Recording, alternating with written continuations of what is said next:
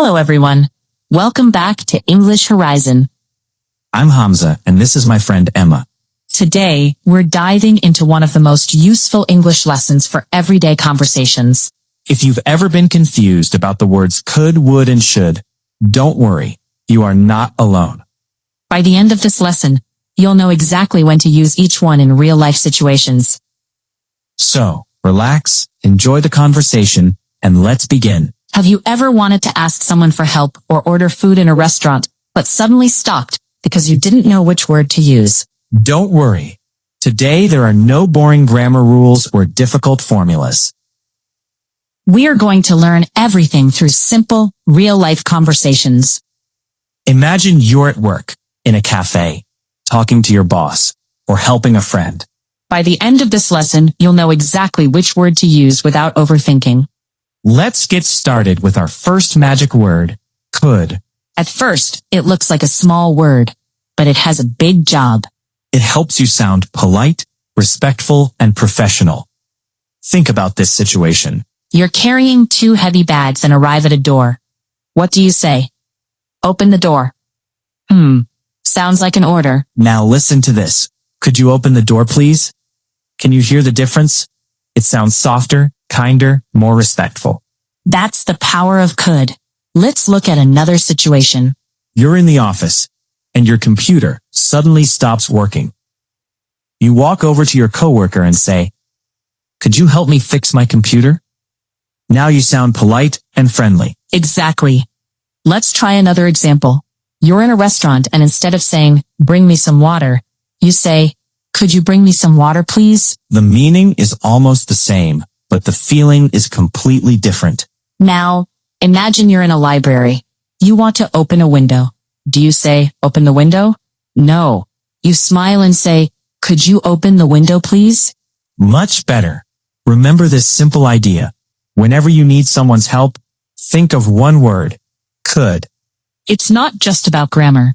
It's about respect and kindness. Now, let's practice together. Could you help me? Could you explain this? Could you send me the file? Perfect. Now you're already sounding more natural in English. But that's only the first magic word. The second one is even more interesting. Would. This little word changes the way you express your wants. Imagine you're sitting in a beautiful cafe. The waiter walks over and you look at the menu. What do you say? "I want a coffee." Is it wrong? No. People will understand you, but it sounds a bit direct. Now listen to this. "I would like a coffee, please." Can you hear the difference? It sounds warmer, more polite. That's why native English speakers use would all the time. It's a simple change with a big difference. Imagine you need to speak with your manager. Instead of saying, "I want to talk to you," try, "I would like to talk to you." Much better. Now you sound confident and professional. Let's try another example. You're sending an email. Which sentence sounds better? "I want more information," or "I would like more information"? The second one sounds much more respectful. Now imagine visiting a hotel. Instead of saying, "I want a room," say, "I would like to book a room." Excellent. Now let's look at another use of would. Imagine your friend comes to your house. You want to offer them something. Do you ask, "Do you want some tea?" That's okay, but to sound more polite, say, "Would you like some tea?" Fantastic. Now here's an easy way to remember it. If you're asking someone to do something, use could. If you're talking about what you want or politely offering something, use would. And now, there's only one magic word left. Should. This word is different. It gives advice. Imagine your friend looks very tired. What would you say?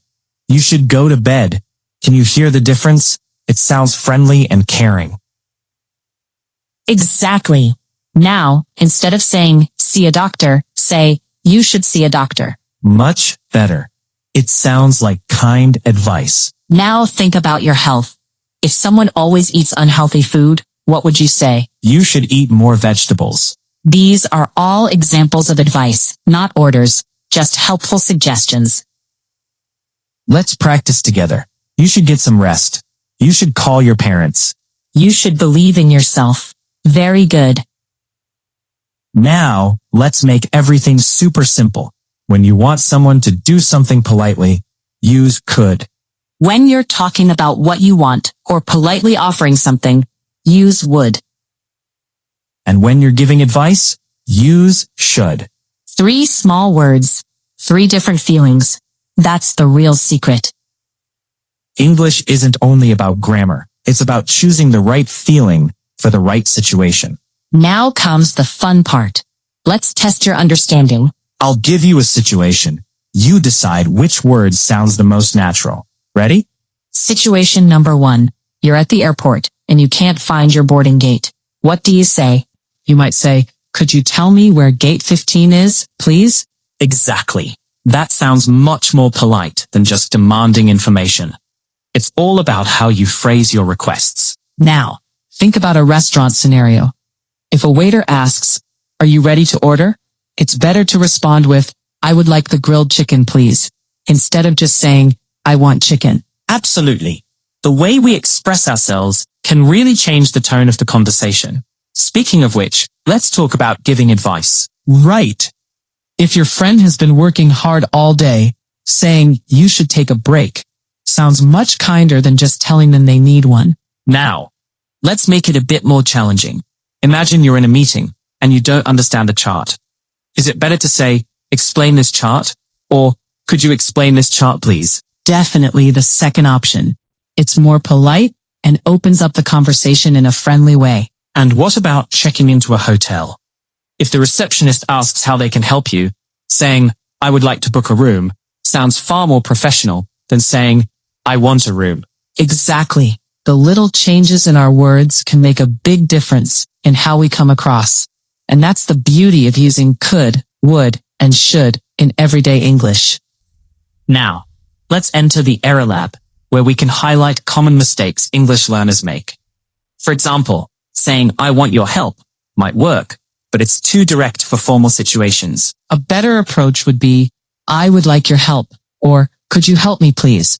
It's much friendlier. And what about commands? Instead of saying, open the window, you could say, could you open the window, please? It softens the request. Exactly. And let's not forget how important it is to show care.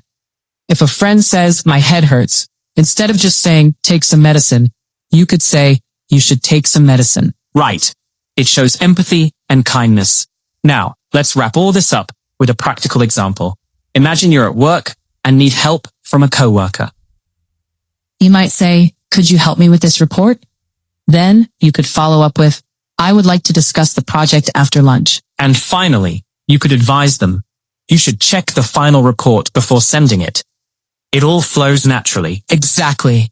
It's not about grammar rules, but about choosing words that fit the situation. Now, let's do a brief review of our magic words.